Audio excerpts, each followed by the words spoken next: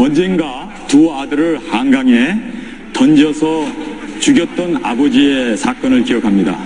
그때 기자가 두 아들을 죽인 아버지에게 질문을 던졌습니다. 왜 그런 짓을 했습니까? 너무 생활이 궁핍해서 죽였습니다. 우리가 예상했던 대답이었습니다. 근데 왜 같이 죽지 않았나요? 왜 아이들만 죽였습니까? 제가 기독교인이라서 자살할 수 없었습니다. 지금 심정이 어때요? 합숙하고 결혼했습니다. 후회 안 해요? 후회합니다. 뭐라고요? 애들 사체 발견된 건 알아요? 어제 들었습니다. 어때요? 심정이? 외롭습니다. 왜 그랬어요? 살 방법이 없어서 그렇습니다. 왜 같이 안 죽었어요? 기독교인이라서 자살을 못했습니다. 기독교인인데 사람 죽이는 거 괜찮아요? 죄를 씻을 수 있습니다. 뭐라고요? 이 이야기를 하는 통에 한국에서 10만 명, 20만 명의 기독교인이 교회를 떠나버리고 말았습니다. 자식을 죽이면서 나는 기독교인이기 때문에 자살할 수 없었다.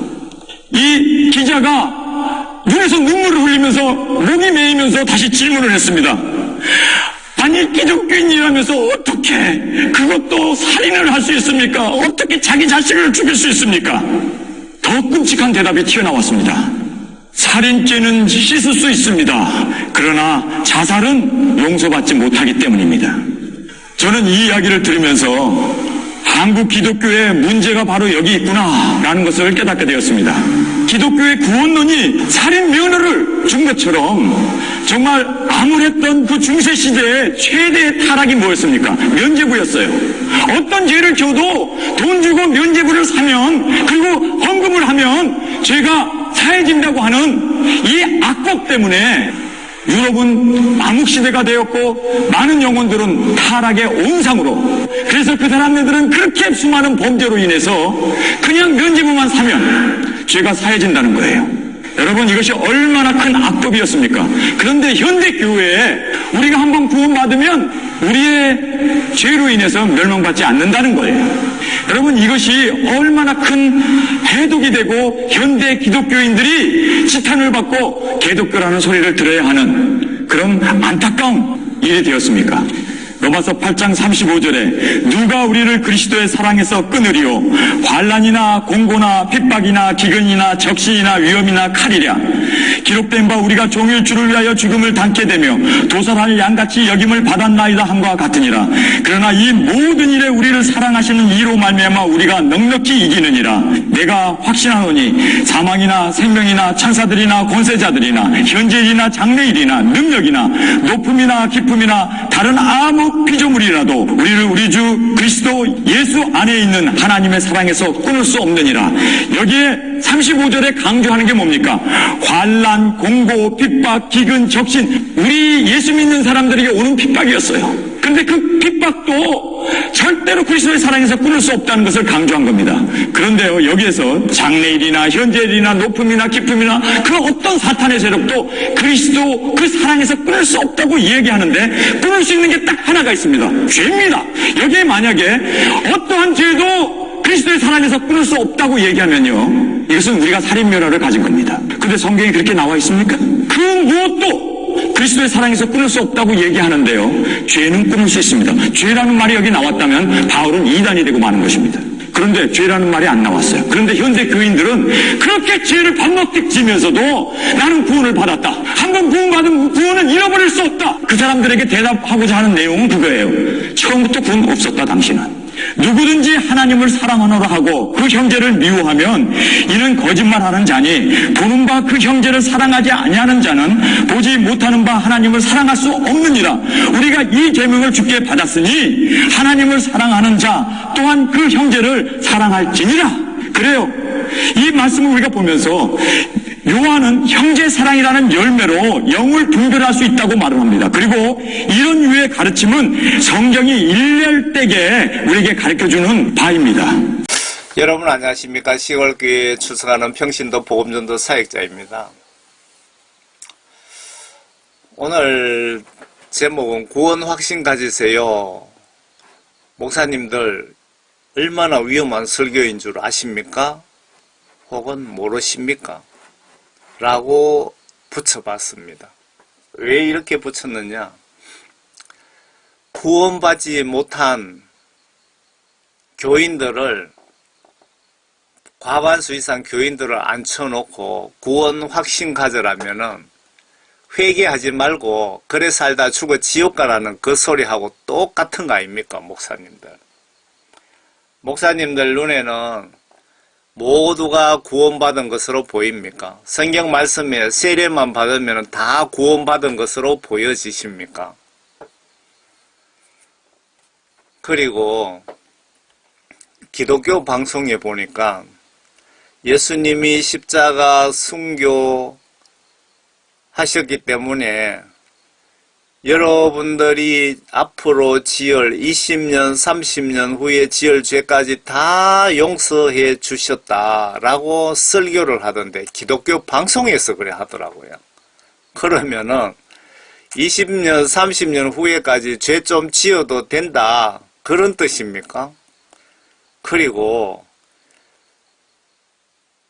그 예수님 십자가 순교하신 것은 예수님 믿고 구원받은, 성령 구원받은 사람만 천국에 올라갈 수 있는 영적 길을 열어주신 것 아닙니까? 목사님들이 이런 소경 목사님들 때문에 그 소경 목사 혼자 지옥 가면은 좋겠는데 양떼들까지 다 끌어안고 지옥으로 단체로 쏟아지니까 너무 화가 납니다. 저는 50년 만에 예수님께서 저를 회개시켜서 저는 이런 선교사역 한다고 꿈에도 생각 못했습니다. 회개시켜서 사도 바울에게 주신 지구촌 복음전도 사명 저에게도 주셔서 제가 국내외 복음전도 사역을 하고 있습니다. 처음에는 불신자 상대로, 국내외 불신자 상대로 복음전도를 했는데 어느 날 예수님께서 영혼 구원, 회개 복음을 전하게 하셔서 그렇게 회개 복음, 구원 부활에 대해서, 천국 지옥에 대해서 집중적으로 전하고 있습니다. 목사님들이 교회에서 아주 하기 힘든 설교들이죠. 회개하라 그러면 교인들 듣기 싫어하잖아요. 목사님들이 이 딱딱한 복음을 싫어하시니까 저같이 무식한 사람에게 예수님께서 전하게 하신 것 같습니다. 구원 확신 가지세요. 위험한 설교인 줄 아십니까? 모르십니까? 아래 천국과 지옥 권한을 가지신 유일한 신이 하나님이신 바로 예수님이십니다. 회개 무시하지 마. 나처럼 지옥 온다. 설교 함부로 하지 마. 양떼 지옥 보내면 너도 지옥 온다. 그렇게 들리지 않습니까? 구원받지 못한 사람 앉혀놓고 구원 확신 가져라고 회개하지 말라고 그렇게 설교하면 너도 지옥 온다. 나처럼 조심하라. 그 뜻입니다. 지금.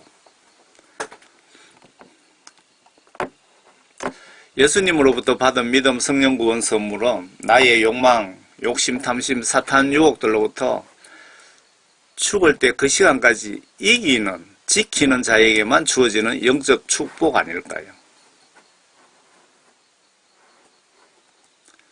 구원 선물이. 예수님 제자 가룟유다도 돈 욕심으로 그리고 사탄의 유혹에 넘어가서 자기 스승 예수님을 팔아먹고 예수님으로 받은 구원 취소당하고 지옥에 간 케이스가 아닐까요? 나도 욕심 탐심 버리지 않으면 언제든지 가룟유다 꼬라지가 될 수 있습니다, 여러분. 그래서 욕심 탐심을 버리시라고 하는 겁니다. 국내외 천국 지옥 간증자들 통해서 예수님이 경고를 보내시는데 천국 지옥이 있고 기독교인들 목사들이 특히 선진국, 후진국의 목사님들은 많이 천국에 가는 걸로 알고 있습니다. 한국, 미국 같은 선진국 목사님들이 지옥의 90%도 넘는답니다. 그리고 천국 생명책에 예약된 구원 성령 받은 성도들 이름이 50% 이상 삭제당했답니다. 이게 얼마나 심각한 얘기입니까? 여러분, 생명책에 이름이 죄짓고 회개하지 않아서 이름이 날아가 버리고 없다 이 말입니다.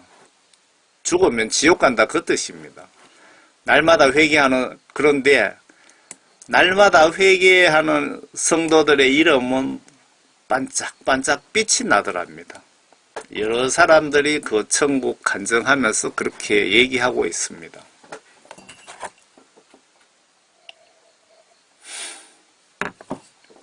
여러분들 매일매일 하나님 말씀 순종 못한 것에 대해서 회개기도 성의껏 하시기 바랍니다.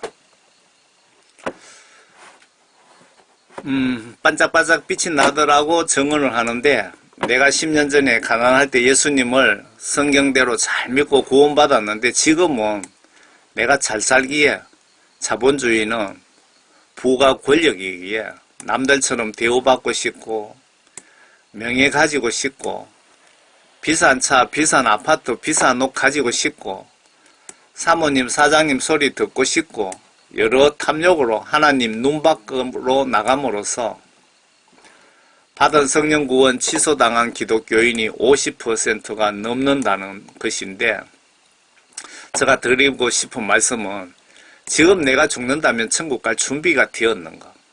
라고 성령님이 여러분에게 물어보시랍니다. 그런 감동을 주시기에 제가 이렇게 적었습니다. 여러분 중에 90% 지옥 갈 그룹에 혹시 써 있지는 않습니까? 왜냐하면 내 죽음 날짜가 오늘 밤인지 내일 낮인지 알 수 없기 때문에 여러분 신경 쓰시기 바랍니다. 여러분들 좁은 길로 들어가셔야 천국 가는 길입니다.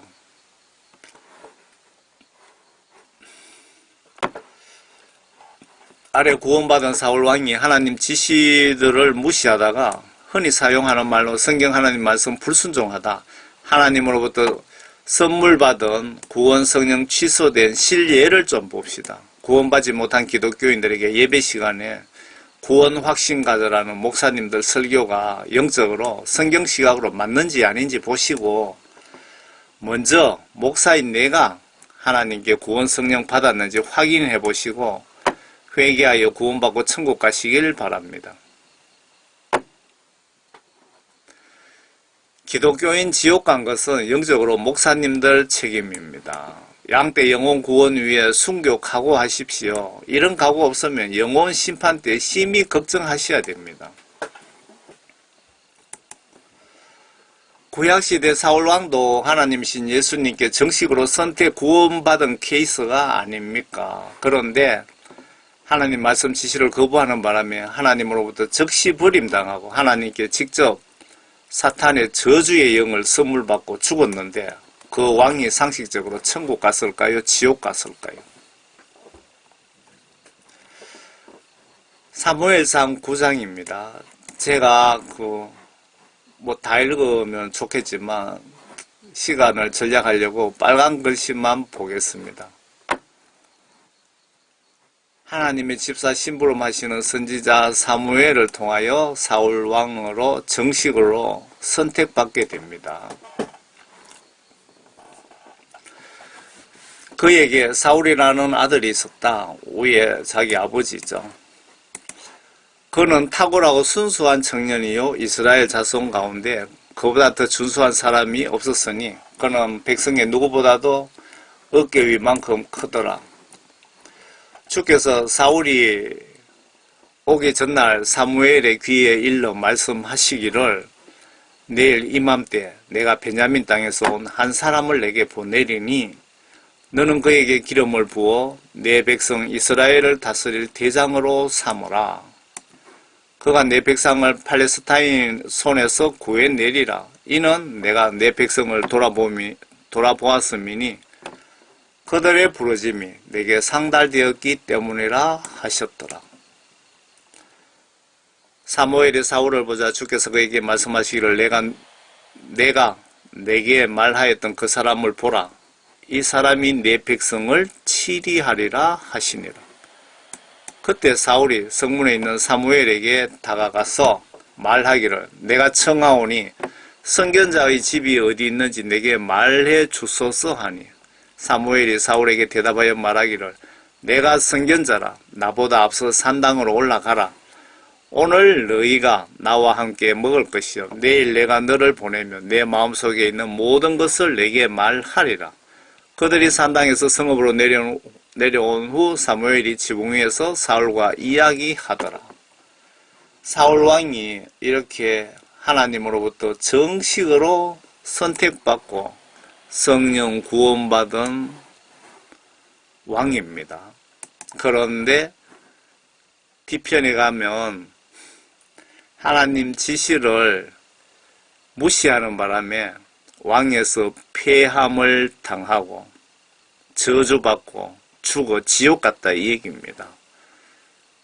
무슨 얘기냐 하면요.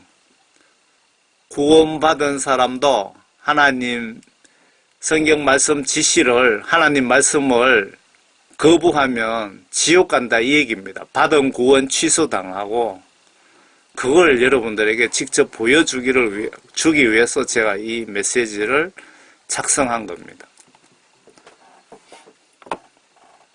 사울 왕이 다윗을 죽이려고 창 들고 설치는 그 장면 포스트입니다.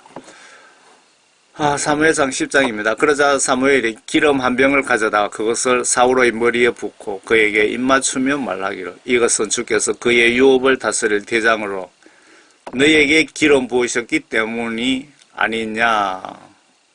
정식으로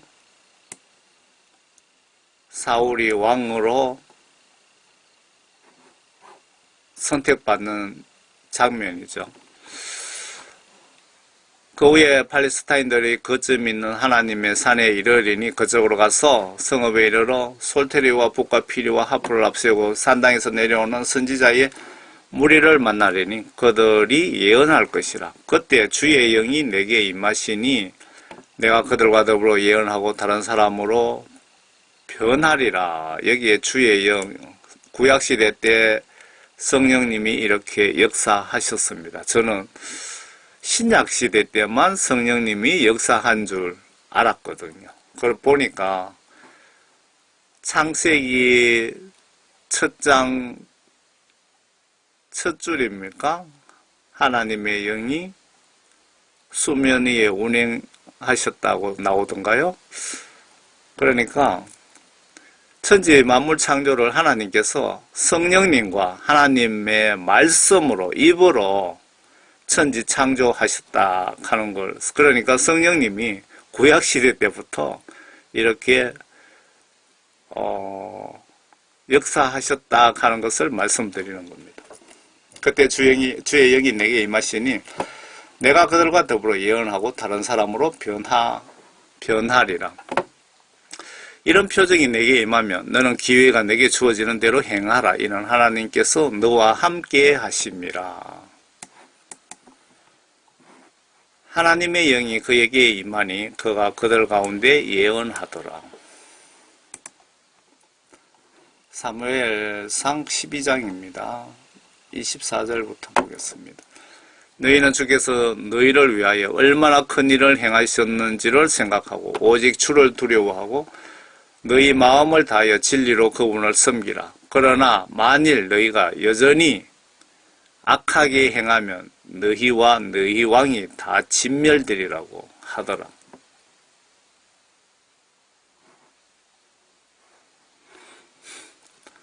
(13절) 사울이 1년을 다스렸고 왕으로서 지금 활동하고 있는 겁니다. 그가 이스라엘을 2년간 다스렸을 때 15장입니다. 사무엘 왕이 사울왕이 좀 헷갈리네요. 사무엘은 선지자시고 사울은 왕이고, 사울왕이 무슨 죄를 지었길래 잘린 것일까요? 이제 가서 사울왕이 하나님으로부터 지금 오다를 받습니다. 지시를 받습니다. 이제 가서 아말렉을 치되 그들이 소유한 모든 것을 완전히 멸하여 그들을 남겨두지 말지니 남자와 여자, 아기와 젖먹이, 소와 양, 낙타와 나귀를 다 죽이라고 하셨나이다 한지라. 예수님, 하나님이신 예수님이 엄청 무섭죠. 남자, 여자, 실을 말려버리라 이겁니다. 아기도 다 죽여라. 젖먹는 애까지 다 죽여라는 겁니다. 소와 양, 낙타까지 다 죽여라는 겁니다. 노아 홍수 때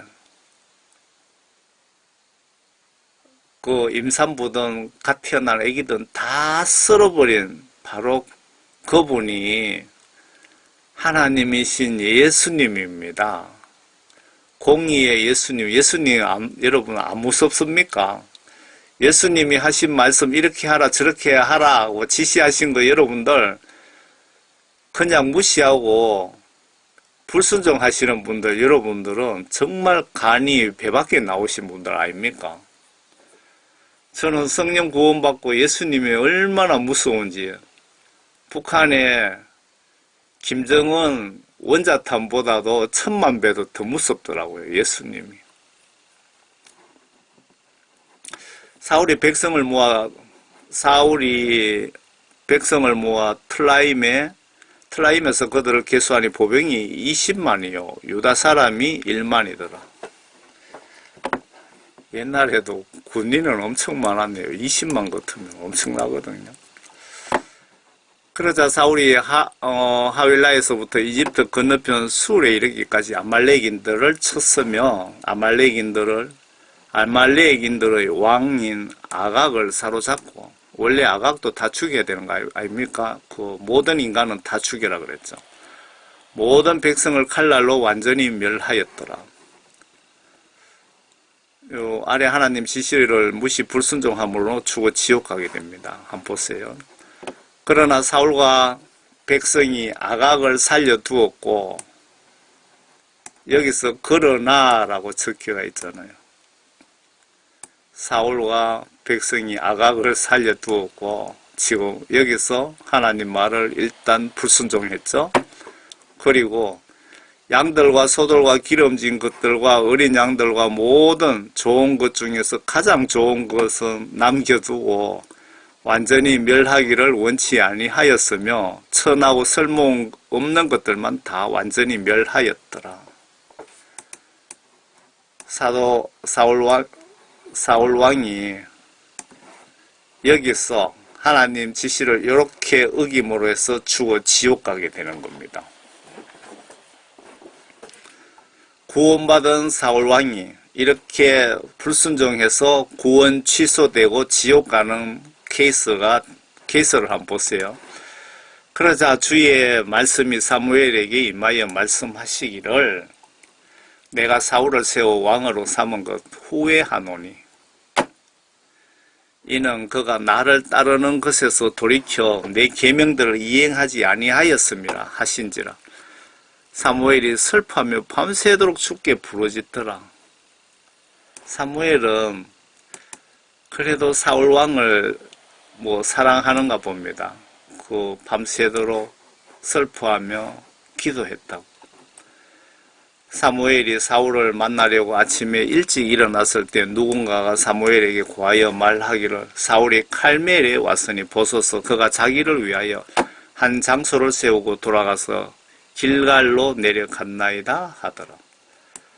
사무엘이 사울에게 오니 사울이 그에게 말하기를 당신은 주의 복을 받으소서 내가 주의 계명을 이행하였나이다 하니 사울왕이 사무엘 선지자에게 내가 하나님 명령을 잘 순종 복종했습니다 라고 지금 공갈치고 있습니다.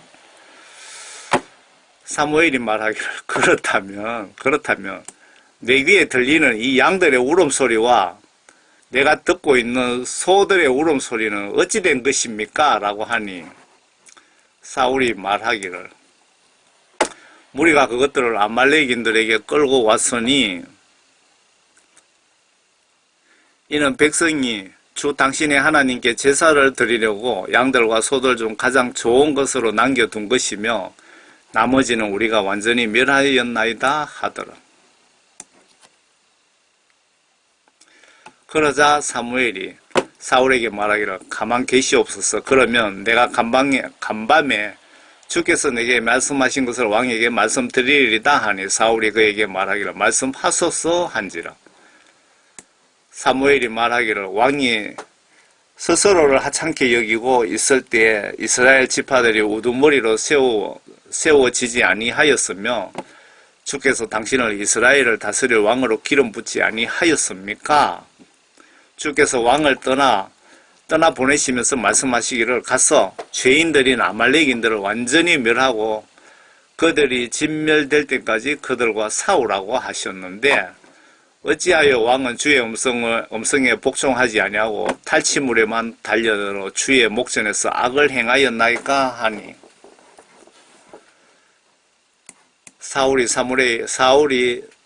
사울 왕이 사무엘에게 말하기를 정녕 내가 주의 음성에 복종하여 주께서 나를 보내신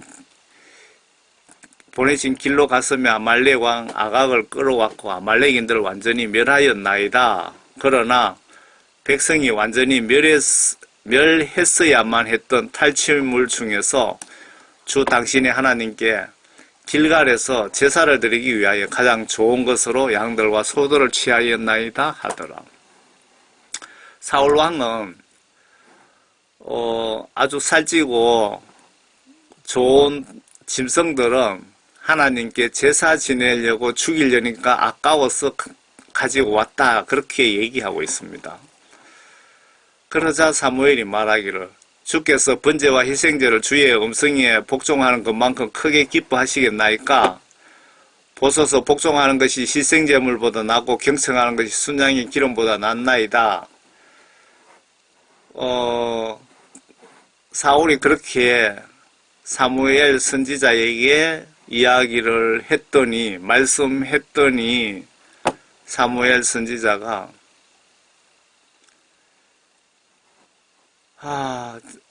번제와 희생제, 제사 지내고 뭐 하고 뭐 이런 것 절차보다도 하나님 말씀을 순종하는 것이 더 중요하다. 그 뜻입니다. 지금 순양의 기름보다 낫나이다. 하나님 말씀에 복종하는 것이 제사 지내고 뭐 이렇게 하는 것보다도 더 우선적이고 반드시 그렇게 해야 됩니다. 그 뜻이네요. 복종하는 것이 희생제물보다 낫고 경성하는 것이 순양의 기름보다 낫나이다. 하나님 말씀 순종이 성소에 가서 제사 지내고 뭐 이렇게 저렇게 하는 그런 의식보다도 더 우선순위다. 이는 거역하면 마법하는 죄와 같고 하나님 말씀을 거역하면 마법하는 죄와 같고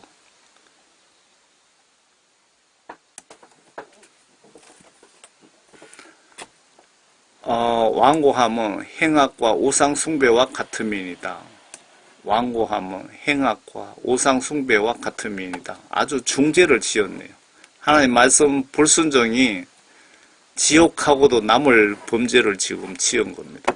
왕이 주의 말씀을 거역하였기에 주께서도 왕을 거절하여 왕이 되지 못하게 하셨나이다 하더라. 지금 사울 왕이 생각 잘못해서 지금 왕에서 잘리고 하나님으로부터 버림받은 겁니다.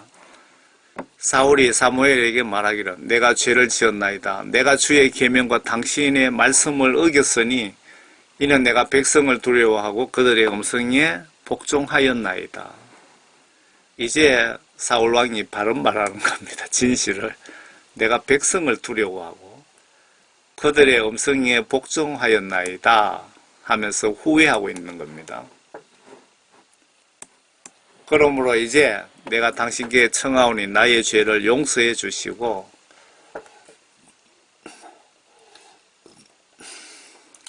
나와 함께 돌아가서 나로 주께 경배하게 하소서 하였으나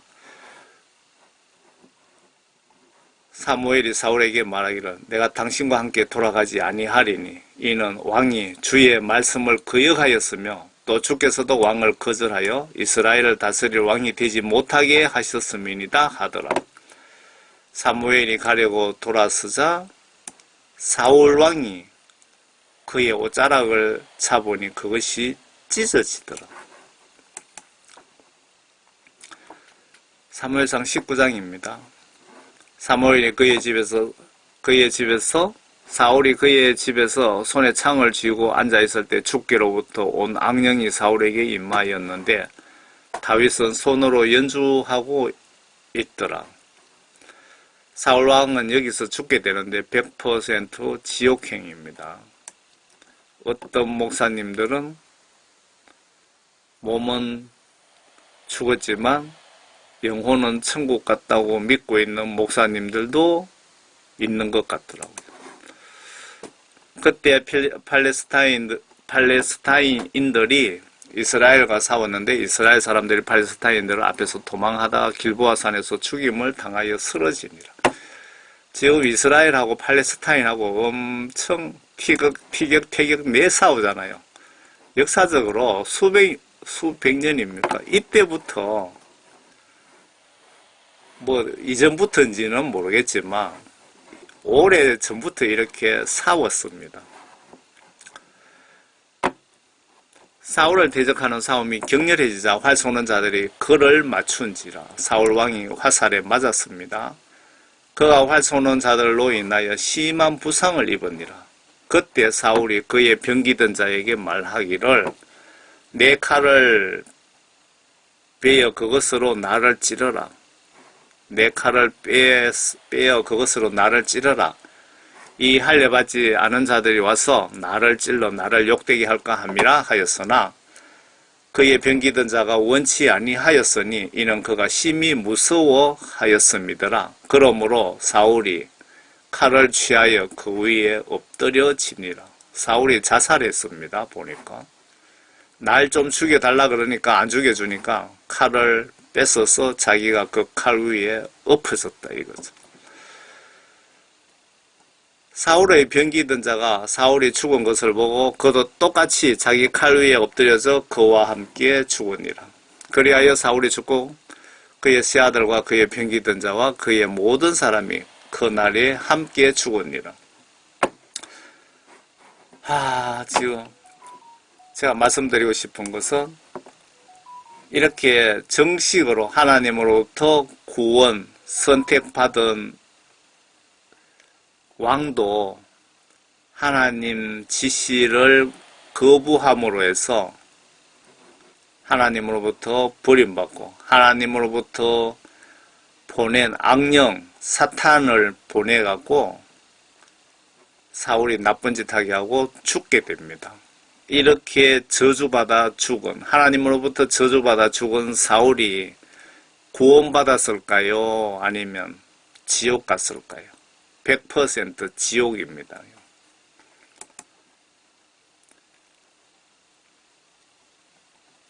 아래 사도 바울도 강력한 빛에 의해 눈이 3일간 보지 못하고 예수님 음성을 듣고 예수님의 사도 선지자로 선택되게 됩니다. 바울의 믿음 구원관에 대해서 회개 구원 복음 사역자 시각으로 제가 좀 보겠습니다. 사도 바울은 하나님을 대적하는 일에 앞장선 하나님으로부터 맞아 죽어야 될 인간이죠. 그런 인간을 하나님은 하나님의 일꾼으로 역으로 사용을 하십니다. 여기에 다메섹이 시리아에 있습니까? 거기 언덕에서 강력한 빛에 시력을 잃고 3일 동안 소경이 되고 이렇게 해서 하나님으로부터 선택을 받게 되죠. 하나님으로부터 선택받은 바울은 많은 성경 말씀을 저서를 내었고, 그리고 하나님으로부터 엄청 사랑을 많이 받은 제자라고 말씀드리면 되겠죠. 이런 선지자가 어떤 말씀을 했는지 한번 보자고요. 사도 바울이 예수님을 대적하는 나쁜 행위를 앞장서서 하다가 예수님으로부터 강제로 선택받고 많은 고난고통 당하면서 예수님의 성경 말씀 지시들을 순종하면서 구원 확신에 대한 속마음을 털어놓았는데, 내가 이렇게 하나님 일을 많이 하고도 혹시나 지옥 갈까 두렵다고 실토했습니다. 이 사도 바울이. 저도 바울처럼 막노동하면서 다방면 복음 전도 사역하지만 똑같은 마음입니다. 사탄이 정치적으로 하나님을 대적하면 정치적으로 공격이 방어가 필요합니다. 제가 다방면의 사역을 하고 있는데, 뭐 정치적으로 들어오면은 거기에 대한 방어도 하고 좀 시야를 넓게 보고 있습니다. 저는 솔직히 구원 확신에 대해서 2% 정도 모자란다라는 것 같습니다. 모자라는 것 같이 느껴집니다. 구원 확신 가져라고 하시는 분들하고는 전혀 생각이 다르죠. 그래서 항상 날마다 매일 하나님 말씀 지시대로 살지 못한 것들에 대해 회개하며 기도합니다. 저에게 조금 부족한 것이 하나님을 더욱 존경하며 경외하며 사랑하게 됩니다. 만약에 내가 100% 구원 확신 가지게 된다면 영적으로 나태해질 것입니다. 생명책에 이름이 반 이상 지워졌다는 걸 꼭 기억하시기 바랍니다. 제 말이 맞나 틀리나 보세요. 목사 자신도 구원받지 못했으면서 구원 확신 가져라는 설교는 매우 위험합니다. 그 목사님 속에 하나님의 영이 있다면 이런 설교 절대로 마음대로 할 수가 없습니다. 왜? 대부분 구원받지 못한 양떼들이 앉아 있는데 구원 확신 가져라 그러면 회개하지 말라는 뜻과 똑같습니다. 회개 안 해도 되니까 여러분들 천국 가니까 회개하지 마라 그 뜻이잖아요. 하나님 말씀에 완전 바깥에 나간 말씀이죠. 내 영혼 심판은 기회가 한 번으로 끝나기에 정말 두려운 것 아닙니까, 여러분? 여러분 죽으면 심판을 한 번으로 끝내버립니다. 천국 지옥으로. 2번 같으면 기회라도 있겠죠. 이런 좀 부족한 생각이 성경 보시면 하나님의 뜻이라고 보여집니다. 성경 시각으로 보시면 내가 2% 모자란다는 생각을 가지고 있는 것은 좀 걱정되고 불안한 생각이 있잖아요. 이게 하나님의 뜻입니다. 여러분 생각은 어떻습니까? 한번 보자고요. 내가 내 몸을 억제하여 복종하게 하면 다른 사람들에게 전파한 후에 어떻게 해서든지 내 자신이 버림받지 않게 하려는 것이라. 내가 내 몸을 억제하여 복종하게 하면 이 말씀은 내가 복음 전도하면서 많은 어려움, 고문도 당하고 물에도 빠지고 정말 하기 싫고 쉬고 싶은데도 하나님 지시를 말씀대로 순종하는 것은 내가 정말 힘들고 힘들지만 그렇게 하는 목적은, 이유는 내가 많은 사람들 전도한 후에 어떻게 해서든지 혹시나 그 뜻이죠. 내 자신이 예수님으로부터 버림받지 않게 하려는 것이다. 이게 구원 확신 가져라는 설교와 사도 바울의 지금 속마음하고 한번 비교 한번 해보세요. 아래 예수님이 사도 바울의 간절한 부탁 3번 거절하신 이유가 있습니다. 고후 12장입니다. 내가 자고하지 않도록 육체의 한 가시를, 즉 사탄의 사자를 내게 주셨으니 그가 나를 쳐서 자고하지 못하게 하려 함이라. 이를 위하여 3번이나 그것을 내게서 제거해달라고 주께 간구하였는데 주께서 내게 말씀하시기를 내 은혜가 내게 충분하도다. 이는 내 능력이 약한 데서 온전하게 됩니다. 여러분 2% 모지라는 것 같다. 천국 가려니까 그게 하나님의 뜻이 아닌가요? 내 능력이 약한 데서 온전하게 됩니다. 내가 100% 천국 간다. 그런 믿음 가지면 나태해지는 겁니다. 전도 할 필요 없어. 내가 가만히 있어도 천국 가는데 뭐 귀찮게 전도해. 아래 예수님이 사도 바울의 간절한 부탁 3번 거절하신 이유는 예수님이 신뢰하는 사도 바울이지만 자고 태만 나태하여 하나님을 배신할 것 같았어. 배신하지 못하게 하기 위해서 딴 생각 못하게 배신하지 못하게 사탄의 가시 즉 인간의 의술로는 고칠 수 없는 병을 주신 것 같습니다. 예수님 입장에서 이 땅에 오셔서 금고 열쇠를 믿고 맡긴 제자 가룟유다도 주인을 팔아 먹어버리는데 예수님 입장에서 보시면 바울도 똑같은 인간입니다. 그래서 영적으로 가시를 박아 놓은 것이라고 보여집니다. 바울이 얼마나 괴로웠으면 3번이나 부탁을 드렸을까요? 하나님께 구약 욥기서에 사탄을 동원해서 아시아 최고 부자 욥에게 2차 하나님 배신 여부 시험이 아마 문둥병으로 추정이 됩니다. 성경에 나쁜 일들은 예수님이 사탄 귀신들을 사용하시는 것 같기도 합니다. 그래서 사탄의 가시라고 표현하셨는지는 모르겠으나 이 사탄의 가시 때문에 날마다 실시간 예수님을 찾을 수밖에 없습니다. 사도 바울은 사탄의 가시 때문에 예수님을 더 사랑하고 두려워하고 존경하고 더 예수님을 자주 찾고 믿고 의지할 수밖에 없는 겁니다. 마귀 사탄 가시 때문에. 참고로 제가 피부병이 심한데 이것 때문에 예수님 이름으로 나을지어다, 예수님 이름으로 사라질지어다, 예수님 좀 고쳐주세요.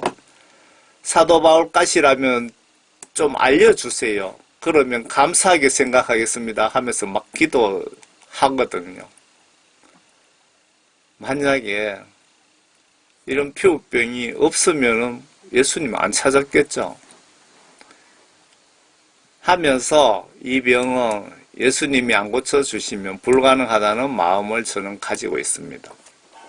그래서 자주 예수님을 찾게 됩니다. 그런데 약 먹고 좋아지니까 예수님 안 찾아지더라고요. 그런데 약발 떨어지면 가렵습니다. 피부약 먹으면 몸에 해롭다 그래서 가능하면 안 먹습니다. 바울가시를 조금 저는 이해할 것 같습니다. 내가 자고하지 않도록 육체의 한 가시를 즉 사탄의 사자를 내게 주셨으니 그가 나를 쳐서 자고하지 못하게 하려 함이라. 이를 위하여 3번이나 그것을 내게서 제거해달라고 주께 간구하였는데 주께서 내게 말씀하시기를 내 은혜가 내게 충분하도다. 이는 내 능력이 약한 데서 온전하게 됨이라. 맞죠? 설명이 필요 없죠? 정말 그 선교사들 중에 이래 보니까요. 정말 고생하면서 힘들게 선교하시는 분 중에 암 걸리고 뭐 이런저런 병들이 걸린 분들 있잖아요. 그렇게 병 걸린 분들 그 병이 예수님께서 영적으로 바울에게 가시를 선물로 박아 놓은 것처럼 그분들에게도 자고하지 못하게 암이라는 가시를 박아 놓았을 수도 있지 않을까요? 여러분 평소 예수님 별로 안 찾으시는데 편하면 죽을 병 걸려보세요. 예수님 찾나 안 찾나. 구원 성령 믿음은 지금도 중요하지만 죽기 전에 그 믿음 잘 지키는 것이 매우 필요합니다. 그런데 내가 언제 죽을지 내일 죽을지 알 수 없기에 날마다 긴장하며 죄짓지 말고 회개하며 믿음 생활 잘 하셔야 되는 것 아닙니까? 그리고 내가 어려울 때 예수님 말씀대로 잘 순종하다가 지금은 배가 불러 첫사랑을 잊어버리지는 않았는지 깊이 기도하며 고민해 보세요. 요한계시록에도 끝까지 이긴 자라는 내용은 내 죄 모두 예수님께 회개하여 혹은 사도 바울처럼 강제로 선택받아 구원받은 분들이 내 생에 끝나는 임종 때까지 예수님 말씀 배신하지 않고 하나님 말씀과 성령으로 끝까지 다시 태어난 행동으로 성경 말씀 지시대로 순종하는 분들을 가리키는 말씀으로 저는 생각됩니다.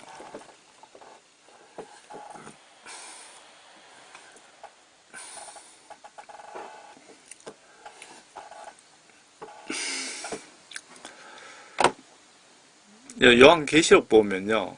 이기는 자, 이긴 자 하면서 나오는데 이기는 자는 끝까지 내 일을 지키는 그에게 만국을 다스리는 권세를 주리라. 귀 있는 자는 성령이 교회들에게 하시는 말씀을 들을지어다. 이기는 그에게는 내가 감추었던 만나를 주리라. 그러니까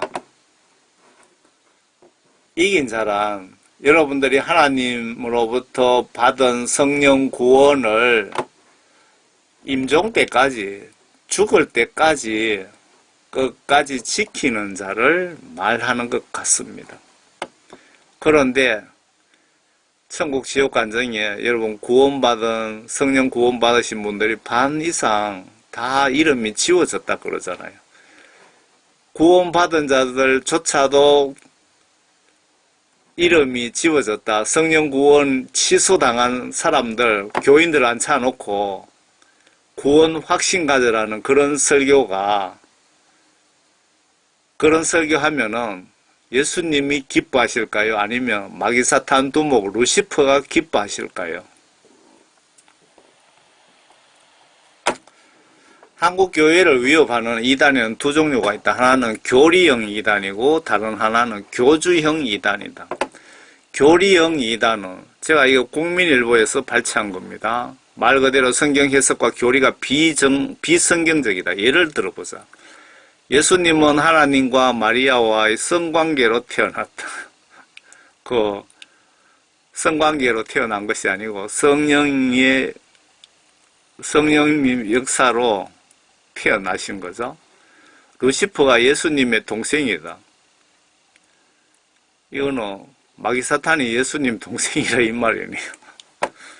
그리고 이런 소리 하는 것들이 다 이다이라 이 얘기입니다. 국민일보에 나온 칼럼입니다. 한번 죄사함을 받으면 더 이상 회개할 필요가 없어. 한번 구원 영원하다. 칼빈주의자가 하는 소리입니다. 이렇게 성경과 맞지 않는 주장하면 교리형 이단이 된다. 앞에 구원 확신 가져라, 구원받지 못한 인간들 앉혀놓고 구원 확신 가져라고 설교하는 목사들도 이 논리대로라면 이단이네요. 이단. 맞습니까? 반면에 교주형 이단은 자신들의 교주를 하나님으로 재림 예수 또는 보혜사로 믿는다. 그러면서 자신들의 교주를 사람들에게 이렇게 소개한다. 요한계시록에 예언한 이긴 자라고. 이렇게 떠드는 인간이 누굽니까? 신천지 이만희죠. 이만희 이긴 자. 이긴 자는 성령 구원받고 끝까지 믿음을 지킨 자. 죽기까지. 그리고 그 이단 얘기가 나왔으니까 신천지 이만희가 이긴 자라면서 자기가 예수라면서 그렇게 은근슬쩍 뭐 그렇게 하는 것 같던데 이만희 말고 그 통일교의 문선명과 그 부인 한학장강 그 여자도 똑같은 하나님 성경 말씀을 핑계대고 교주 역할을 하는 거죠. 또 있죠. 하나님 교회 그 남자 여자 이름을 알았는데 잊어버렸네요. 그 남자는 죽었고 남자가 죽으니까 여자가 또 하나님이더라고요.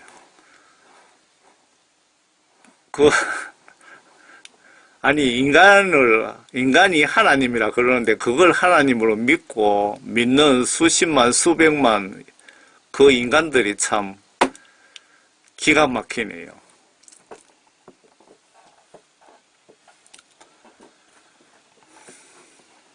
하나님이신 예수님은 죄 짓고 회개치 않으면 죽는다, 지옥 간다고 분명히 여러 차례 말씀하셨고 신약 성경에만 문장상으로 직간접적으로 80번이나 구원받은 성도가 죄 짓고 회개하지 않으면 구원 소멸된다는 문장이 80군데 있다고 미국의 신학자들이 말했다고 합니다. 구약 성경에는 수백 군데 말씀 순종하면 살고 거부하면 죽는다고 기록이 되어 있는 것 같습니다.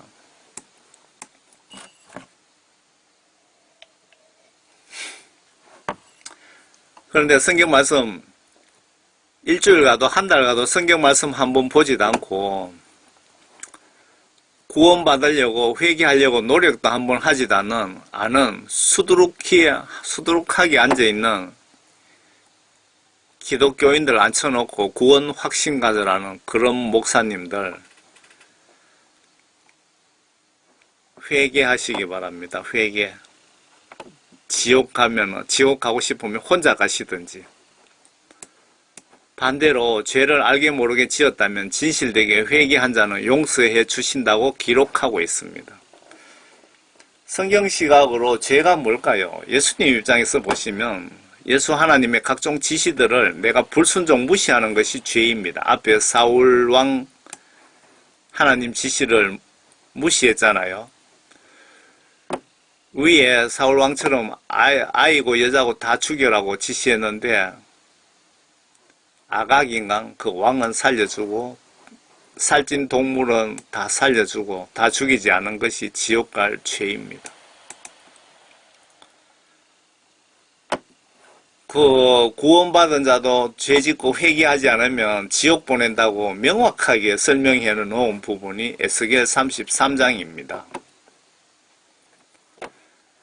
그 구원 확신 가져라는 설교 대신에 회개하라는 설교로 바꾸시기 바랍니다.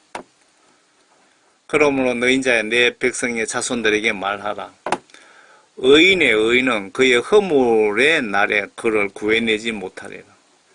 구원받은 성도도 죄지으면은 용서받지 못한다. 구해낼 수 없다. 그 뜻이죠. 악인의 악에 있어서는 그가 자기 악에서 돌이키는 날에 돌이키다, 돌아오다, 회개하다, 회개하는 날에 그것으로 인하여 쓰러지지 아니하리라. 죄지은 인간들도 회개하면은 진실되게 회개하는 자는 살 것이다. 의인도 구원받은 자도 그가 범죄하는 날에는 그의 의로 인하여 살 수 없을 것이다. 구원받은 자도 구원받은 목사도 그가 성경 말씀 불순종하고 회개하지 않으면 지옥 간다 그 말입니다. 내가 의인에게 그가 반드시 살리라고 말하였는데도 그가 자기 자신의 의를 신뢰하고 요 칼빈은 예정론 그거하고 똑같네요. 자신의 의를 신뢰하고 죄악을 저지르면 그의 모든 의는 기억되지 아니하고 그가 저지른 그의 죄악으로 인하여 그가 죽을 것이라. 예수님으로부터 저주받아 죽은 것들이 지옥 갈까요? 천국 갈까요? 아래 구원 성령 받은 자가 성경 말씀 배신하면 불순종한다면 이런 결과가 있을 거랍니다. 한번 깨우침을 받고 하늘의 선물을 맛보며 성령의 동참자가 되고 하나님의 선한 말씀과 오는 세상의 능력을 맛본 자들이 그러니까 성령 구원받은 성도, 기독교인을 얘기하는 겁니다. 만약 떨어져 나간다면, 하나님 말씀을 배신한다면, 죄짓고 회개하지 않는다면 다시 새롭게 하여 회개시킬 수 없나니, 이런 것들이 스스로 하나님의 아들을 다시 십자가에 못 박아 공개적으로 조롱합니다. 알면서 성령 구원 받은 자가 알면서 죄짓고 회개하지 않으면 구원받기 힘든다. 죄 용서함 받기 힘든다. 그 뜻이네요. 모르고 지은 죄는 예수님이 쉽게 용서해 주신답니다. 예수님과 영혼, 천국, 지옥, 부활, 회개, 복음을 몰라서 즉 불신자로서 십자가 오른편 강도 같은 케이스 경우는 죄 용서 쉽게 해 주신답니다. 교회는 다니지만 위에 대해 무식한 교인들도 혜택을 받을 수 있을 것 같습니다.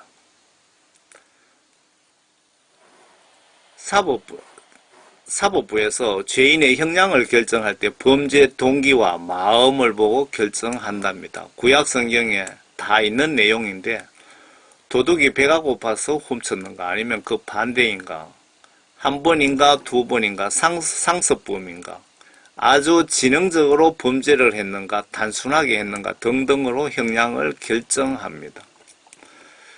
위에 저의 설명이 틀릴 수도 있으니 반드시 예수님께 전화해서 확인해 보시길 바랍니다. 제가 교회에 다닌 지 50년 만에 구원 성령 받고 복음전도 사명 받았기에 이런 생각이 듭니다. 지금 이렇게 예수님 알기 전에 귀신을 신으로 섬긴 무당이나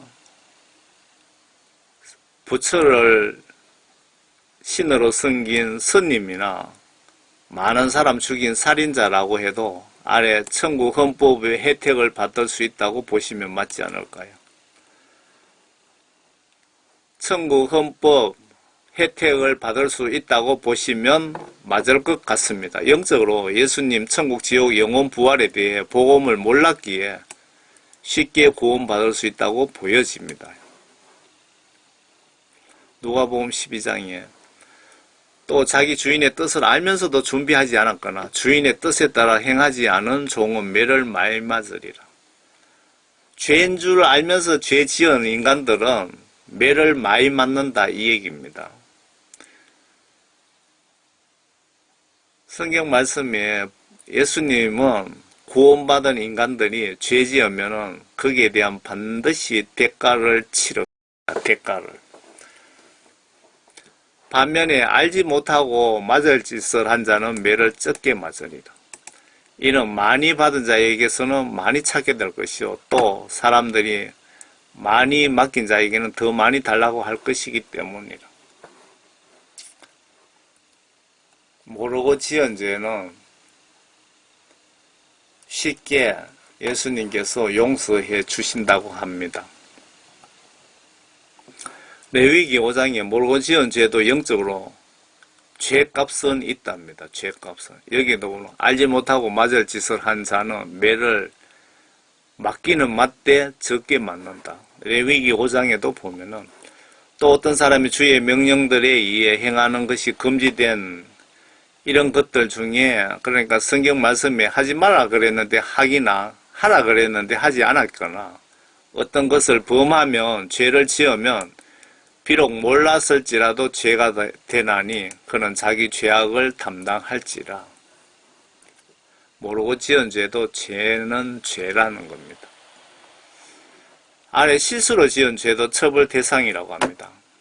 제가 실수로 복음 잘못 전해서 누구 한 명 지옥 보내면 저도 지옥 갈 각오하라고 하시는 것 같습니다. 그래서 복음은 전해야 되고 안 전할 수도 없고 잘못 전할까 봐 걱정은 되고 두려울 때가 종종 있습니다.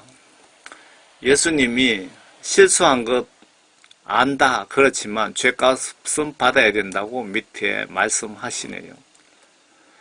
그때 주께서 제자들에게 말씀하시기를 실족해 하는 일이 없을 수는 없으나 예수님도 실수하는 거는 이해는 한다 그 말이죠. 실족해 하는 일이 없을 수는 없으나 그런 일이 일어나게 하는 그 사람에게는 화가 있으리라. 실수로 지은 죄도 대가를 받아야 된다고 지금 예수님은 말씀하고 계시는 겁니다.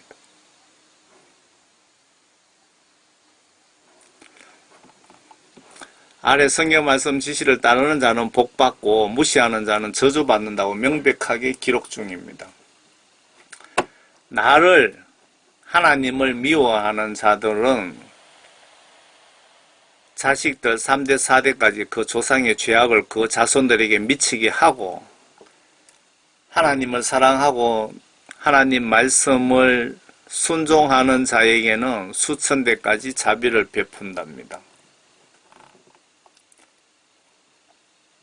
아래 실제 사건을 영화한 대영광을 위하여 내용 중에 예수님 직접 너희 교회 3만 명 넘는 교인들 중에 구원받은 성도는 5명뿐이라고 하셨다는데, 교회 목사가 양떼 교인들 지옥 보내는 사탄 루시퍼 앞잡이 역할을 주여 주여 하면서 목사들이 진짜 이렇게 하고 있습니다. 서울의 대형교회 죽은 목사님들이 다들 지옥에 있다고 하시던데, 지금 대형교회 목사님들 걱정되네요. 여러분들 교회에 뭐 5만이니 10만 명이니 뭐 자랑해서 하던데, 과연 구원받은 자가 몇 사람입니까? 지금 한국, 미국 등 선진국 대형교회는 영적으로 몇 명이 구원받았을지 참 궁금합니다. 아니, 3만 명 되는 교회 교인 중에 예수님이 5명만 구원받았다고 하시더라는데, 이런 구원받지 못한 3만 명 앉혀놓고 구원 확신 가져라고 설교를 하니까 회개를 하지 못하게 해서 다 지옥으로 보내는 겁니다. 그러니까 양떼를 그 담임 목사들이 지옥 보내고 있다, 그 얘기입니다. 다 그런 건 아니죠. 성령 구원받은 목사님들은 제가 지금 전하는 메시지를 이해를 하실 겁니다. 성령 구원받지 못한 목사님들이 지금 목사님들에 대해서 제가 전해드리고 있는 것입니다. 여러분, 대영광을 위하여 그 영화 좀 보시기 바랍니다. 초반에 딱 보시면 2시간짜리 영화인데 7분 좀 지나면은, 저는 이 영화 딱 보고 예수님이 3만 명이 넘는 교인들 중에 너희들 교회 5명만 구원받았다 하는 거 딱 듣는 순간에, 아, 이 목사가 칼빈주의자네. 칼빈 5대 교리를 믿고 신봉하고 하나님 말씀보다 칼빈 말씀을 더 믿는 목사네 라는 생각이 머릿속에 딱 들어오더라고요. 그런데 아니나 다를까, 바로 칼빈 예정론을 믿고 그렇게 양떼들을 교육시킨 겁니다. 칼빈 교리가 양떼들을 이렇게 지옥으로 단체로 다 보내는 겁니다. 칼빈주의자 여러분, 정말 정신 차리시기 바랍니다. 죽고 난 뒤에 후회해봐야 아무 소용 없습니다.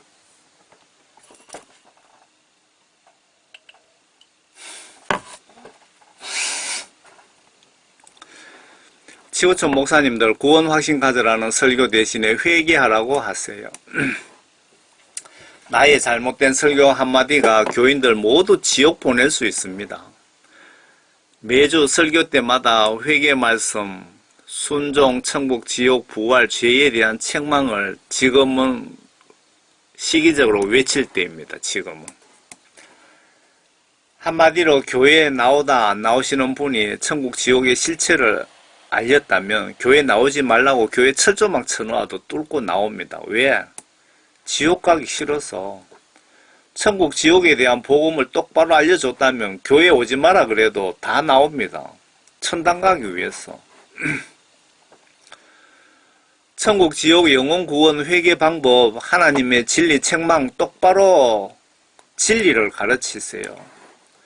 예수님은 예수님과 사도 바울 등 하고자 하는 핵심적인 영혼 구원을 위한 내용을 잘 전달해 주시길 원하실 것 같지 않습니까? 예수님은 양떼에게 우선순위로 무슨 말씀을 어떻게 전해야 될지 그 핵심적인 메시지를 전하기를 원하지 않겠습니까? 예수님 오신 목적이 무엇이며 우리 모두에게 최종적으로 원하시는 것이 무엇일까요?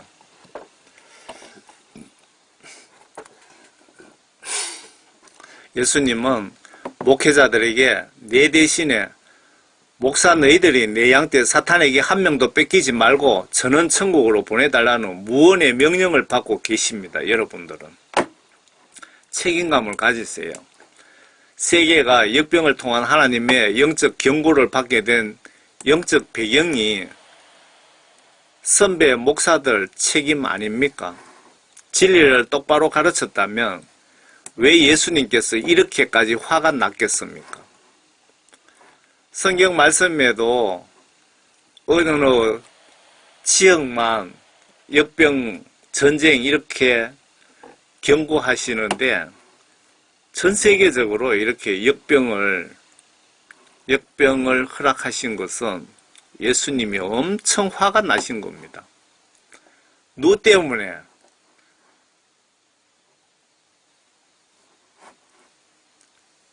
목회자들 때문이죠. 여러분은 하나님이 맡겨주신 양떼 영혼 구원을 위해 예수님 십자가 정신으로 순교각오로 양떼 전원 영혼 구원을 위해 밤낮 죽을 때까지 고민하며 기도하며 행동으로 노력하시기를 바랍니다. 만약에 나의 노력 부족으로 내 잘못으로 양떼 지옥 보내시면 양떼 주인인 예수님이 가만히 있겠습니까?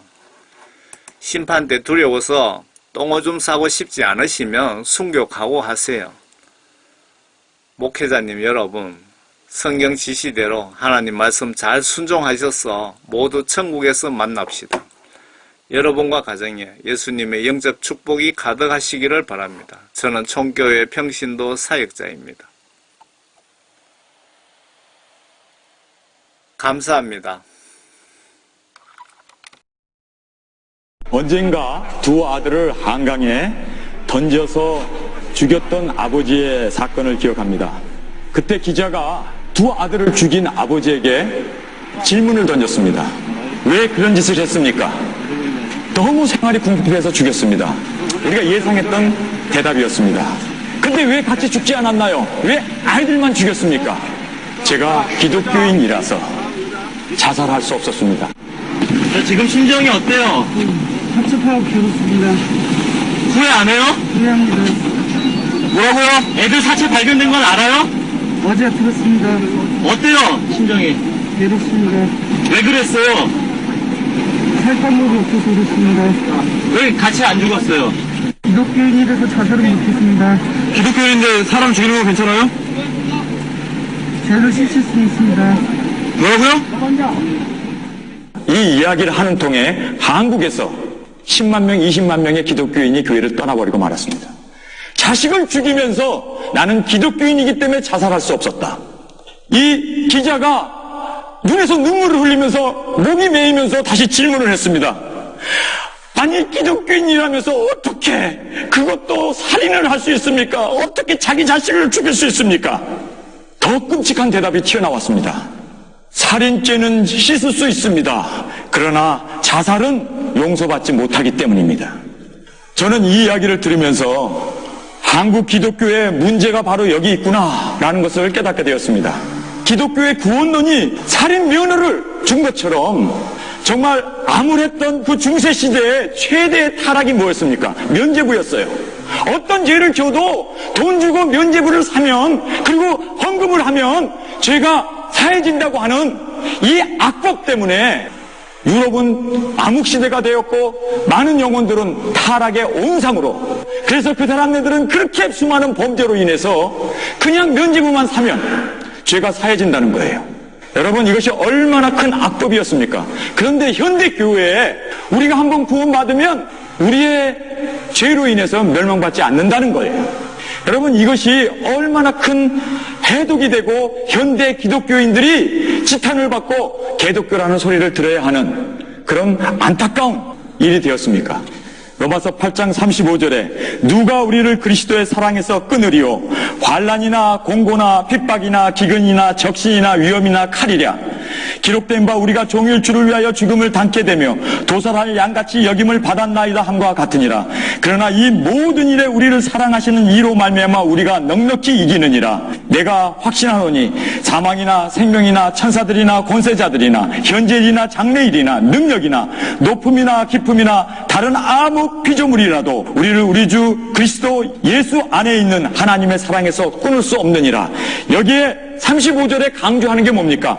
환난, 공고, 핍박, 기근, 적신, 우리 예수 믿는 사람들에게 오는 핍박이었어요. 근데 그 핍박도 절대로 그리스도의 사랑에서 끊을 수 없다는 것을 강조한 겁니다. 그런데요, 여기에서 장래일이나 현재일이나 높음이나 깊음이나 그 어떤 사탄의 세력도 그리스도 그 사랑에서 끊을 수 없다고 얘기하는데 끊을 수 있는 게 딱 하나가 있습니다. 죄입니다.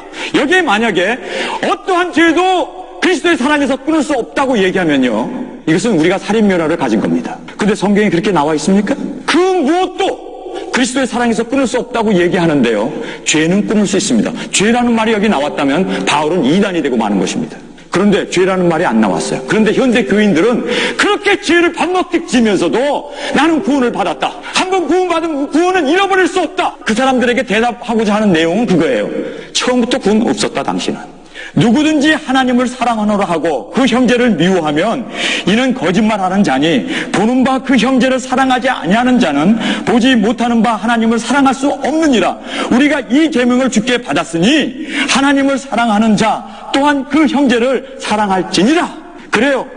이 말씀을 우리가 보면서 요한은 형제 사랑이라는 열매로 영을 분별할 수 있다고 말을 합니다. 그리고 이런 유의 가르침은 성경이 일렬되게 우리에게 가르쳐주는 바입니다. 세례 요한은 자신에게 세례 받으러 나오는 유대인들을 향하여 회개에 합당한 열매를 맺고 속으로 아브라함이 우리의 조상이라고 말하지 말라.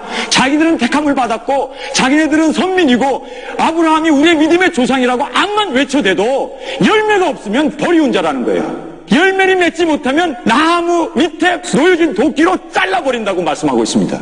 누가 나는 선택받은 자고 하나님의 예정을 받은 자라고 감히 얘기할 수 있습니까? 열매를 보아서 나무를 알 수 있어야 돼요. 상상설교에서 예수님께서 그들의 열매로 그들을 알리라. 나더러 주여 주여 하는 자마다 다 천국에 들어갈 것이 아니요 다만 하늘에 계신 내 아버지의 뜻대로 행하는 자라야 들어가리라 고 말씀하셨다. 바울은 복음을 그 영을 따라 행하는 우리에게 율법의 요구를 이루게 하려 함이라고 말씀하고 있습니다. 야고보는 뭐라고 얘기할까? 행함이 없는 믿음은 그 자체가 죽은 것이라고 성경은 우리에게 분명하게 말씀하고 있습니다. 성경은 구원과 선한 열매 사이에 그 어떠한 분리도 있어서는 안 된다는 거예요. 우리가 생명을 얻었고 우리가 빛의 자녀가 되었으면 그 빛은 감출 수가 없어요. 어두운 가운데 나타나고 그 생명력은 나타나는데 열매도 없으면서 입으로만 주여 주여 한다고 다 천국에 간다면 그것은 마치 면죄부를 받은 것과 같고 살인 면허를 받은 것과 무엇이 다릅니까? 여러분, 밀양이라고 하는 영화 보셨습니까? 저는 그 줄거리를 봤어요. 근데 그 밀양이라고 하는 그 영화가 우리에게 던져주는 내용이 뭡니까? 남편을 교통사고로 잃고 아들 하나 데리고 남편의 고향인 밀양으로 내려갑니다. 거기에 이제 아들을 학원에 보냈는데 그 학원 원장이 이 여자가 돈이 많다는 걸 알고 아들을 인질로 잡아갑니다. 그리고 돈을 요구합니다.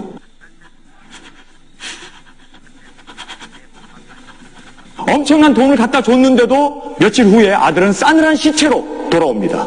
너무너무 마음이, 남편도 이렇지 자식도 이렇지 홀로 된 그 아픈 마음으로 약국에 가가지고 계속 진정제를 사 먹는 거예요. 신경 안정제를 사 먹습니다. 그 약국에 계신 집사님이 이 약만 먹으면 중독됩니다. 예수를 믿으면 주님께서 치유함을 주실 수 있습니다. 교회 다니십시다. 그 전도를 받고 교회를 가가지고 거기서 통회 자복하고 회개를 합니다. 그 허전한 마음을, 그 아팠던 마음을 그리스도 안에서 사함을 받습니다.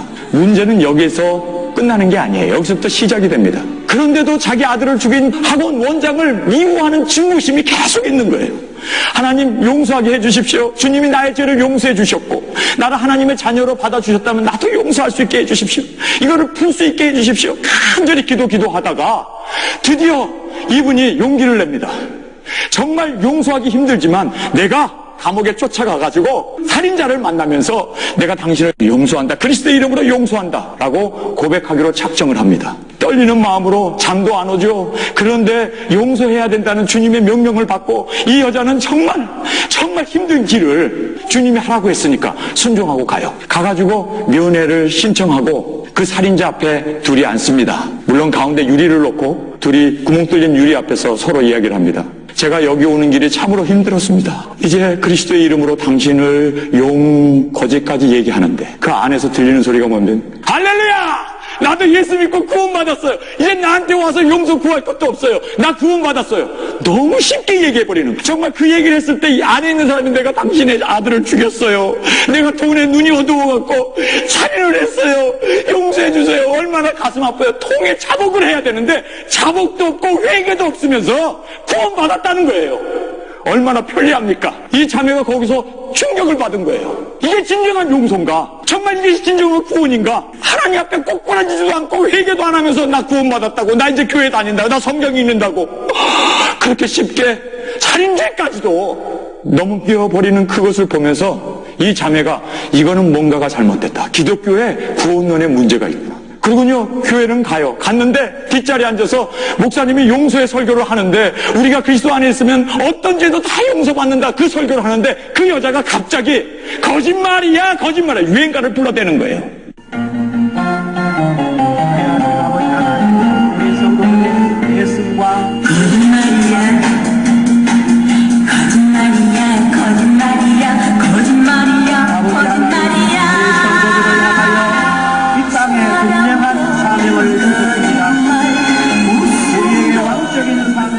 교회가 아수장이 됩니다. 거짓말이라는 거예요. 어떻게 용서를 그렇게 쉽게 할 수 있자는 거예요. 어떻게 정말 주님 앞에 깨지지도 않고 주님 앞에 정말 죄를 자백해보지도 않고 그렇게 쉽게 머리로 이해하면서 주님이 우리의 죄를 담당하셨으니까 예수님이 십자가에 죽을 때 그 바나바가 살아난 그 바나바가 나다. 여러분이 그것만 믿으면 구원을 받는다. 너무 쉽게 사탕발림으로 구원을 외쳐대는 거예요. 모든 사람들이 그전에도 양심의 가책이 있고 죄에 대한 이런 것이 있었는데 목사님의 그 말 들으니까 할렐루야, 나 구원받았네. 이제 나는 어떤 죄를 져도 구원을 받는구나. 제가 여기서 제주도에 오신 분들도 몇 분 계시니까 제가 익명으로 얘기하겠습니다. 그 한 집사라는 분이 반주를 해요. 제가 거기 가서 집회를 했어요. 이 자매가 교회에 얼마나 충성하는지 몰라요. 새벽 기도도 반주하고 주일날 금요 집회에도 반주를 하시는데 참 귀한 자매다 생각하는데 반주를 하면서 눈물을 뚝뚝뚝뚝 떨어뜨리면서 계속 울어요. 그게 무슨 사연이 있나 보다 물어봤어요. 남편은 안수집사예요. 그 교회 안수집사였어요. 전주에 살다가 제주도 이사 와가지고는 먹고 살 게 없어가지고 이분이 정말 꿀을 키우면서 농사일을 거들면서 그렇게 신앙생활을 열심히 교회에 충성을 했습니다. 집사까지 되고 안수집사까지도 되고 교회 장로로 임명할 만큼 그 정도로 교회에서 인정을 받았어요. 그런데 이분이 학원을 다니면서 시험을 봐가지고 공무원 몇 급 그 자격을 얻게 된 거예요. 그리고는 제주시에서 잘 나가는 공무원이 되어버렸습니다. 그러니까 어떻게 우리가 이렇게 조그만 교회를 섬길 수 있느냐, 큰 교회로 가자. 근데 부인은 이 교회에 내가 반주를 하는데 여기에 사명이 있는데 어디로 갑니까? 그러면 당신은 그 교회 가요. 난 다른 교회 간다. 그리고 자기 말을 안 듣는다고 큰 교회로 갔다가 거기에서 미스 성가대를 만납니다. 그리고 그 여자하고 사랑에 빠져요. 부인하고 별거를 하고 부인이 그 얘기 듣고 당신 그렇게 살면 지옥 가! 그랬더니 남편 입에서 무슨 말이 나왔는지 아세요? 내 앞에서도 그 말을 했어요. 나는 칼빈의 그 하나님의 절대 주권을 믿습니다. 나는 택함을 받은 사람이고 내가 어떤 죄를 짓든지 나는 멸망받을 수 없습니다. 나는 구원을 받았기 때문에 주님께서 천국 갈 때까지 나의 삶을 지켜주실 것입니다. 제가 그 얘기 듣고요. 야, 이거 정말 기독교가 문제가 있구나. 성경에 어디 그런 말이 있냐고요. 어디 그런 말이 있습니까? 저는 그때 마음이 미어졌어요. 야, 이게 정말 한국 기독교 이러다가는 사람들에게 손가락질 당하고 생각해보세요. 미스 성가대하고 같이 살면서 지금도 그 교회 성가대원이고 주일학교 교사고 내가 그 교회 목사님한테 전화를 했어요. 목사님, 그분이 어떤 사람인 줄 아세요? 부인은 놔두고 자식들 놔두고 부인은 얼마나 괴로운지 자살을 2번씩이나 감행을 했습니다. 그렇게 아픔을 주고 자식들에게 피눈물을 나게 하면서 자기는 이 성가대하고 같이 살면서 말해요. 그게 정말 그리스도인의 합당한 삶이라고 생각하십니까? 그랬더니 그 목사님이 그런 일이 있었어요? 우리가 다 죄인이죠. 지금도 그 교회 다니고 지금도 성가대하고 지금도 주일학교 교사를 해요. 성경은 구원과 선한 열매 사이에 어떠한 분리도 결코 가르친 바가 없습니다. 사실 인간은 두 관계를 규정하기가 쉬운 일은 아닙니다. 그럼에도 죄 용서의 복음과 선한 열매를 맺음은 결코 분리될 수 없습니다. 반짝인다고 해서 다 금은 아닙니다. 하지만 금은 반짝일 수밖에 없습니다. 마찬가지로 선한 열매를 맺는다 해서 다 진리는 아닙니다. 하지만 진리는 선한 열매를 맺을 수밖에 없습니다. 이러한 구원의 기초에서 우리는 진리와 거짓을 구별할 수 있습니다. 구원의 열매도 없으면서 한 번 받은 구원은 어떤 상황에도 결코 취소되지 않는다고 외치고만 있다면 사실 처음부터 구원이 없었던 것이 아닐까요? 저는 그렇게 질문을 하는 거예요. 아니 그렇게 구원의 열매도 없으면서 구원의 감격도 없고 그러면서 머릿속으로 예수 그리스도의 십자가의 중심만을 머릿속으로 이해하고 삶은 구원의 열매가 따라오지 않으면서 구원받았으면 하나님의 자녀답게 살아야지. 어떻게 죄는 밥 먹듯이 지면서 타락은 타락대로 하면서 그렇게 죄악과 세상과 짝하여 살면서 구원받았다고 어떻게 감히 예수 그리스도의 얼굴에 똥칠하는 거지. 감히 어떻게 그런 소리를 할 수 있냐고요. 성도 여러분, 오늘 아까 제가 읽은 로마서 8장의 말씀을 보세요. 그래요, 모든 것, 사탄도 죽음도 그 무엇도 끊을 수 없어요. 그러나 죄악은 끊습니다. 거기에 만약에 죄악도 그리스도의 사랑에서 끊을 수 없다고 그러면 정말 이단이 나오는 거예요. 적그리스도가 나오는 겁니다. 그런데 한국 교회는 어떻습니까? 어떤 죄를 짓고도 살인면허를 가진 거예요. 어떤 죄를 짓고도 면죄부를 가진 거예요. 여러분, 그게 기독교입니까? 방종이지. 그게 기독교입니까? 성경을 무시해도 그런 무시하는 바가 어디 있습니까? 우리는 어떤 신학자나 어떤 학자나 그 사람들을 따라가면 안 돼요.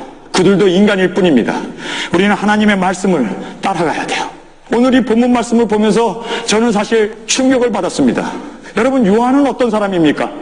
예수님의 가장 사랑받는 제자였어요. 그래서 본인도 그걸 알고 있어서 사랑받는 제자라고 자기 자신을 익명으로 그렇게 얘기할 만큼 그는 사랑의 사도였습니다. 요한 1서, 2서, 3서를 보면 아시겠지만 하나님은 사랑이라고, 그는 3번씩이나 하나님은 사랑이라고 강조합니다. 오늘 읽은 이 본문 말씀에서 누구든지 하나님을 사랑하라 하고 형제를 미워하면 그 거짓이라는 거예요. 그렇게 할 수가 없다는 거예요. 그만큼 그는 사랑의 사도였습니다. 다른 제자는 다 도망갔지만 그래도 죽으면 죽으리다 끝까지 십자가 앞에 따라갔던 사람이 요한입니다. 그리고 예수님이 십자가에서 마지막 유언했던 그 십자가의 진언을 직접 귀로 들었던 요한입니다. 그리고 예수님의 유언, 마지막 십자가에서 죽으시면서 유언까지도 그가 들었습니다. 뿐만 아니라 그는 예수 그리스도를 위하여 핍박이라는 핍박은 다 받았습니다. 차라리 죽는 것이 축복일 만큼 그는 반모섬의 유배당에서 그곳에서 노예 생활을 합니다. 금지를 해야 하고 그 나이 많은 할아버지가 석공일을 하면서 그 무거운 돌을 등에다 지고 날르면서 정말 예수 믿는다는 거 하나 때문에 그 사람은 완전히 망한 사람입니다. 그런 그가 오늘 성경을 보세요. 인재 앞에, 예수님 앞에 섰을 때 그가 꼬꾸라져요. 여러분, 성경을 보겠습니다. 17절에 내가 볼 때 그 발 앞에 엎드려져 죽은 자 같이 되매 그가 오른손으로 내게 얹고 가라사대 두려워 말라. 나는 처음이요 나중이니 곧 산자라. 내가 전에 죽었노라. 볼지어다 이제 세세토록 살아있어 사망과 음부의 열쇠를 가졌노니. 이 본문이 우리에게 무엇을 말씀합니까? 아니, 그렇게 거룩한 사람이에요.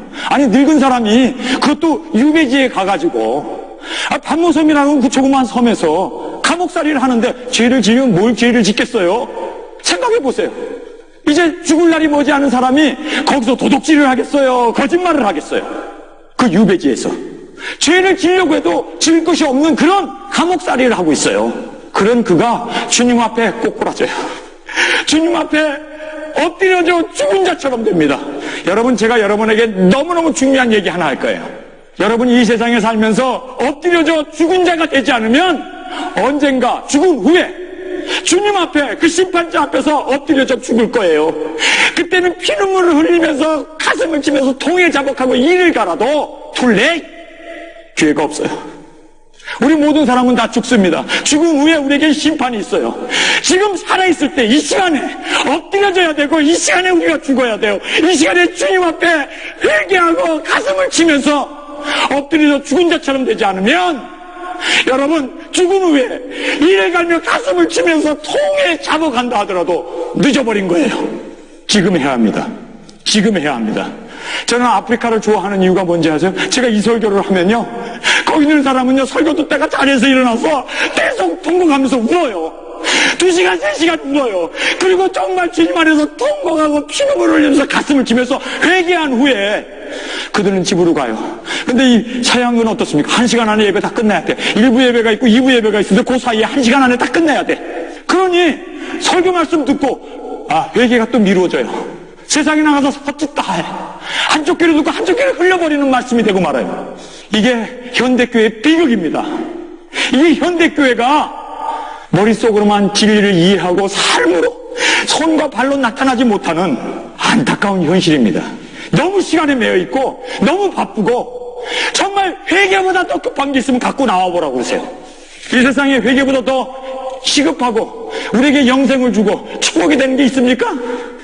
요한같이 그렇게 거룩하고 온전하고 정말 예수님을 사랑하고 그가 성경에 5권을 쓴 사람입니다. 요한복음 1서, 2서, 3서가 요한계시록까지 쓴 사람이에요.